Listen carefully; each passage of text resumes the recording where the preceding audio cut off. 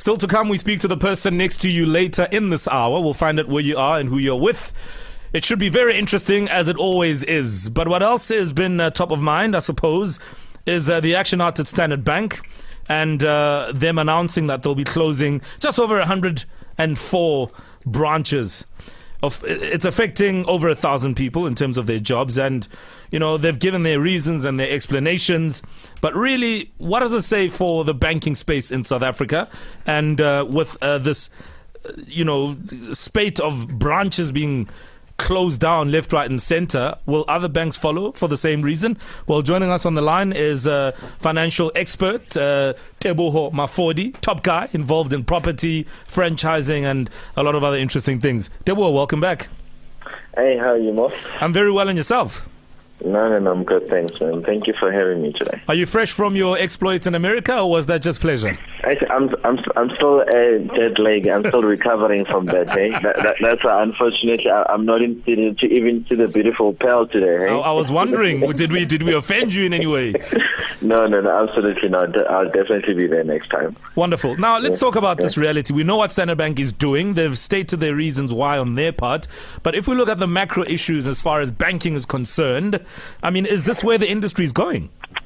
Yeah, no, definitely more the industry is going this way. It's not only Standard Bank that is going this way as well. I mean, there's been as well releases that, Absa is following as well with about 800, and so is Nedbank that are currently busy restructuring as well.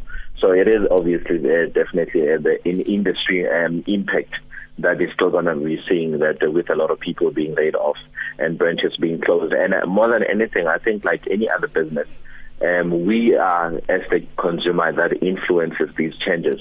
So one thing that as well, good thing that I love in how you are introducing the discussion, it's not a Standard Bank thing, but it's an industry thing. Because obviously right now, consumer behavior is the one that's definitely changing everything, because most of us are not going to the banks anymore. Most of us are now preferring to be banking from our cell phones, banking from our home. And one thing that I think I must add as well is that it's not something that is only happening in South Africa, it's happening globally as well. That's interesting, because I was also going to at some point dabble into that. When people talk about the global picture as far as global trends, you're saying a similar thing is happening in other parts of the world? No, definitely is happening. As obviously, that I was in the States. I went, usually when I go to the States, I via the UK. The UK as well has been, obviously one of the big countries that has been laying off people, especially over the years. That has been happening, especially, mainly it all goes back to artificial intelligence and digitizing. Right now we've seen in the media and everywhere else, we're speaking about the fourth industrial revolution, that, really technology is taking place. And the most interesting thing, I was looking at some of the technologies in America, when Moflava, that some of them, they better off in those countries. They come to South Africa, a lot of people are going to lose jobs, because simple thing like retailing.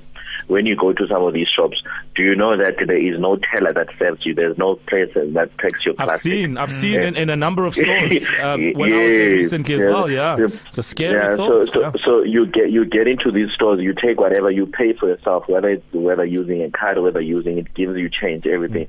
And the simple thing, in a hotel that I was staying in, there's even a waiter, an electronic waiter that goes to the room, then that uses infrared technology. So it's something that is really they're coming slowly but surely onto the African continent. Sure. And that's why it's not only bank industry that we're going to be seeing. It's an overall industry thing across the board. Yeah.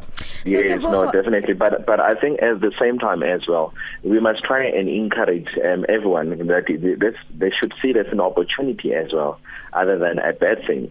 Do you understand? Because right now it gives an opportunity that, as much as we appreciate what the likes of Standard Bank have done, because even Sean from the South African Society of Bank Officials said that they're giving them handsomely incentives that are even more than the standard norm that has been set. Yeah, I mean, there's that aspect as well, which I would imagine a lot of people, were just asking about the incentives. What about, people who even work there and so on? Yeah. And also, Teboho, I just want to quickly talk about, with every evolution or revolution that happens, there will be job losses, but an economy like South Africa can't necessarily afford to see, huge losses of jobs.